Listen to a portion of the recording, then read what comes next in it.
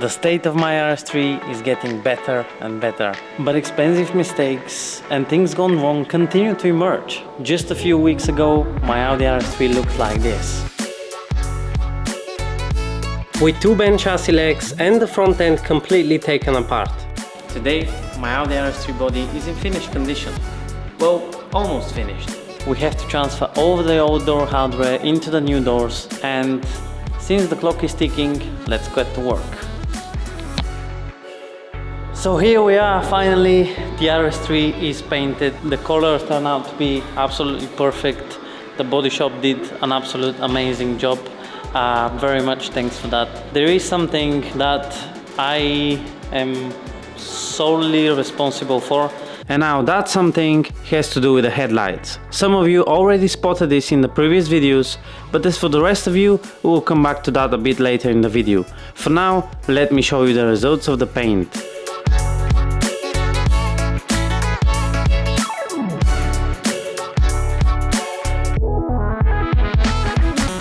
Honestly speaking, it's immaculate.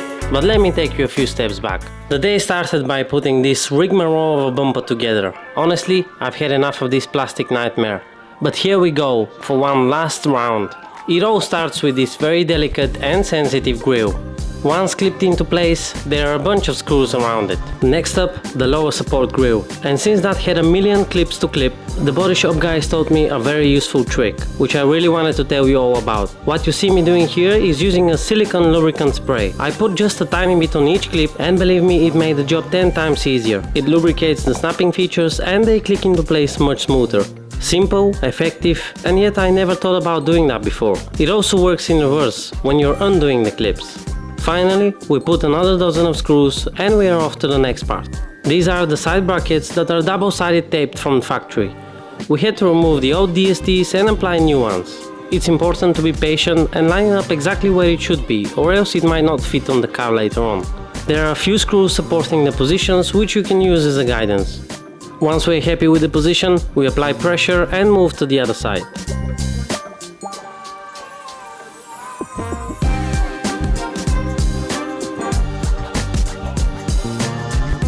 Once both sides are done, we flip over the bumper and move on to the next item, the brightwork. The first thing to go in is the middle silver trim. There are guide holes, so make sure you line up to those. I then condition the snapping areas with the spray and bring in the side trims. These are much trickier to install. Not only they clip to multiple parts, but they also bolt together with the parts that are not even put on yet. Once they're in, the little yet extremely expensive side grills go in. Once clipped in place, we move to the other side. Make sure you line the side trims to the center one, as you don't want a noticeable gap in between the parts. The next part is the most precious and important part of the grille, the silver lining, the cherry on the cake. And I almost forgot. First we spray it, then we mount it. This part you cannot buy separately. You have to buy a whole new grille in order to get that. And let's put it that way, a new genuine Audi RS3 grille is about 2,000 euros from Audi. And even if I wanted to, I couldn't find a replica. So, we proceed amicably, avoid squeezing it, avoid twisting it, and talk to it in a peaceful manner.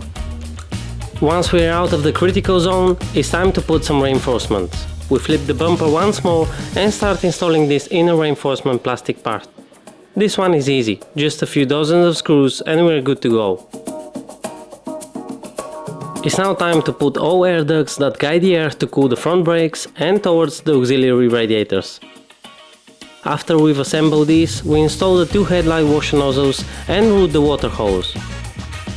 Then we install the PDC sensors, and finally I can install the lower bumper support.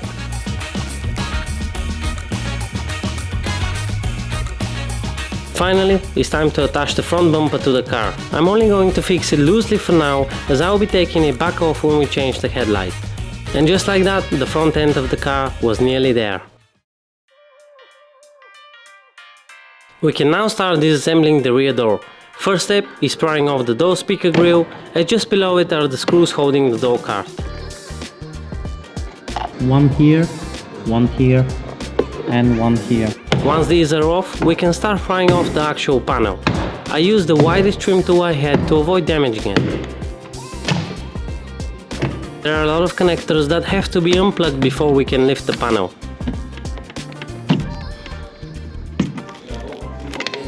There is one last plug remaining in the middle of the panel, which is hidden by this sound insulation. So off it goes. Once that's removed, I can disconnect the door latch cable, and then it's time to remove the door panel completely. Door cart is out, and now we start with the fun bits, which are, well, basically all of the harnesses and sealing stuff. We have now got access to all door hardware. First up is taking off the door speaker. It's held by a few screws only. Next up is the window regulator motor. Nothing special here. I've just removed the speaker. Window regulator drive motor is also removed. Now the next step is this module and this cover here. The plastic cover is a bit stubborn, but with some persuasion you can manage. The door control module is also a bit of a mystery if you haven't removed one of these before. So with this module you just push this inboard and then you slide it out of here. Now the next bit is this harness here, which needs to go all the way inside. The harness is probably the most picky task of all. Lots of clips to undo in tight places. But soon enough it was out. So the harness is finally out, and I have found a little bit of damage here. I will check if the other harness from the old door is okay in this area, and I might transfer some parts over here. Since the doors I bought came in with a harness, I checked if their part numbers matched and also did a visual check to ensure everything was correct. Luckily they were fully identical, and I was able to use the one that came with the new second-hand door. It was then time to remove the door latch. First step is to squeeze the cable back through the opening. Next, you have to take the door handle off. There is a lever that you need to release from the inside, and only then you can slide the rest of the handle off. Once you've done that, there is a little screw underneath the handle, so you can remove the rest of the assembly. I then took the inner glass seal, and it was then time to start removing the window. There is a set of two plastic cylindrical pins that go through each other and through the glass. You have to knock these out, but even though we managed to release those, something was not right, and this is where it got really interesting. A small roadblock. I have to take the window out now, but I don't know if you can see just there. There is another, like a plastic rivet that sits in the pocket like this. I have to find a tool to basically take this one off before I can take the green out, and that would be the challenging bit right now, because this one we've got access, but this one here no access, so it's gonna be a tough one, but let's see. After trying to go the sensible way, we couldn't do it, so we had to take more drastic measures, the cutting pliers.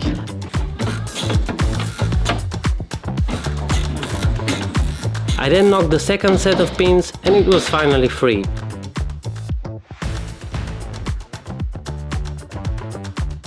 So since I've got only one screen, I didn't want to risk it to break it, so this door is going to the bin anyway, so I end up cutting a hole here, and that way I could easily access the two pins, plastic pins that sort of block the window. I don't know why Audi decided to do it, but it's a nightmare. If you have to take it off from a perfectly fine door, then I don't know how this would happen without breaking the window, to be honest. So the side window is now free, and the next step is taking the window regulator off. We're gonna undo this and this and these three pieces, and that should come out from this opening. Disconnecting the window regulator was a piece of cake. A few clips and a few nuts to undo, and it was loose. But to avoid scratching the window, I decided to remove it from the door first. So I started removing this plastic cover around the door, but yet it was never too simple. In order to remove the window, we have to basically remove this rubber out, and this rubber out, in order to remove it, we have to remove that one and the little corner here. So this is what I'm gonna do next. In order to remove this corner, there is a little screw in here. So off we go, removing the outside brightwork first. Once removed, it was time for the little corner trim, which popped off straight away. We then started carefully unclipping the main door seal, but be careful here, as if you don't put that correctly, there could be wind noise inside the car. Finally, I was able to extract the glass from the door. We've just removed the window, and now this rubber is coming through here, and then underneath there, and there are these pieces here that we need to undo. Basically, and there you go. So one more part is out. I then came back to the window regulator, which I could now maneuver much better. So the door is now completely empty. Now the next step is putting all of this into the new door that's on the car. And this door can now go in the bin.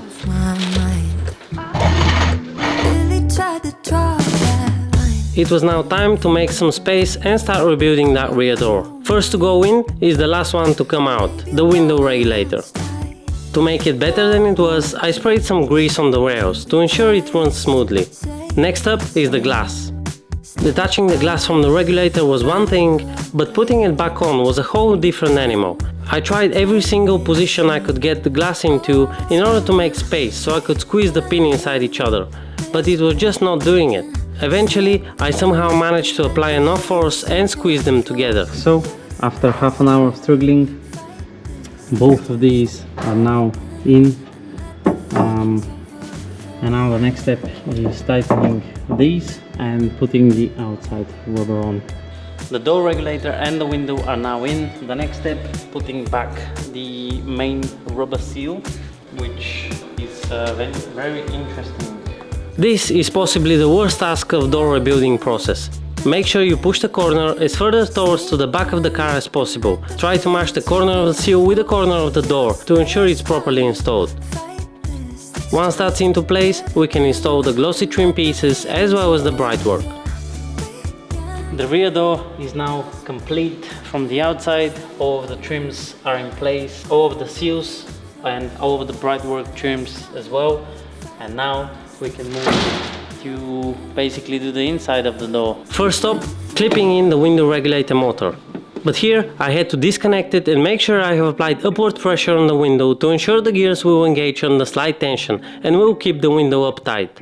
The harness is now also in place, and with that I connect the door control module and finally the speaker. Last up is the plastic cover to close the area off. I then started cleaning and prepping the area to install the main door seal. To ensure I stick the seal in the exact same place as the factory, I created a small line with the sharp edge of the utility knife that runs exactly next to the factory seal. I then masked it up with yellow masking tape to make sure it's more evident. I then primed the surface of both doors with a primer to make sure the double-sided tape will properly stick to the door. So what I'm doing next is I'm putting the new main door seal on the door. I've just primed the surface, and now I'm gonna undo the check strap because that will be in the way, and then we're gonna put the brand new main door seals. So I've just finished installing this brand new seal. The primer that I used is this one, the Volkswagen Genuine. So I primed this surface and I've just finished installing this brand new seal, and I think now I'm gonna leave this door hanging for 2 hours before I close it. So here it is, brand new seal. Now I'm going to install this on the front door. Something very important here, when you're installing this, you should look for this joint here.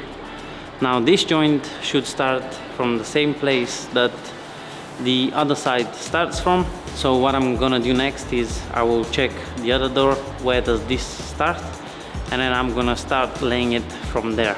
But since the process is very lengthy, I didn't want to bore you with it.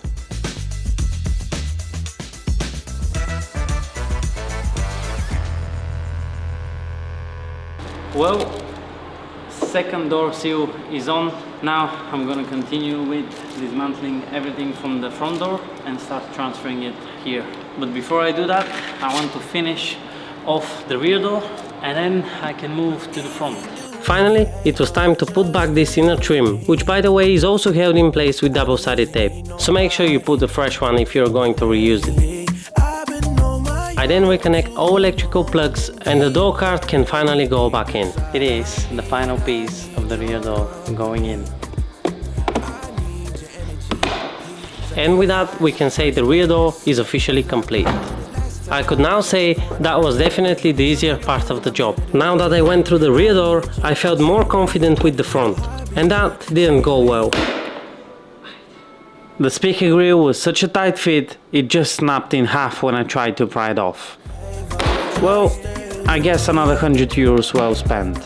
Next up is the door panel. After all connections are removed and the panel is free, it's time to attack the door speaker. Only this time there are two of them. Same process, few screws and it's out. The harness on the front is much more complex as there are many more controls, especially on the driver's side. I removed the window regulator motor and then focused on removing the door control module. This was a bit more fiddly as the external mirror also connects to it.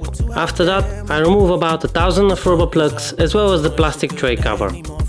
I then start removing the mirror, but the cable routing is very complex as it has to stay clear of the window traveling up and down. But eventually we managed to remove it. The mirror is now out, really difficult to get it out, but it's finally out. And now the only thing left is the harness and the door regulator again. And then we continue with putting it onto the new door. Similarly to the rear door, we start from the window regulator. Once it's on the car, we start removing the door latch. The driver's side is always the most complex one, as there are electrical connection, pulling cables, locking mechanisms, you get the point. Since the doors I bought are from the UK and therefore right-hand drive, they are the passenger side doors, and with that I had to use the latch and the key barrel from my door to build this one up. Once that's in place, it's time for the door harness. I rushed to mount the door control module, but since there are so many connections, it's inevitable to make some mistakes. So, few trials in, and we finally got the correct cable routing. After that, it was time to install the exterior mirror. Mechanically, it's easy to install, but as I said, the harness routing for that was a disaster. Nevertheless, it was finally mounted and connected. So we moved to the small door speaker, followed by the big one. Next up, the glass. The front glass didn't have the problems the rear one had, with attaching it to the rails. So, off we go with the outer door seal.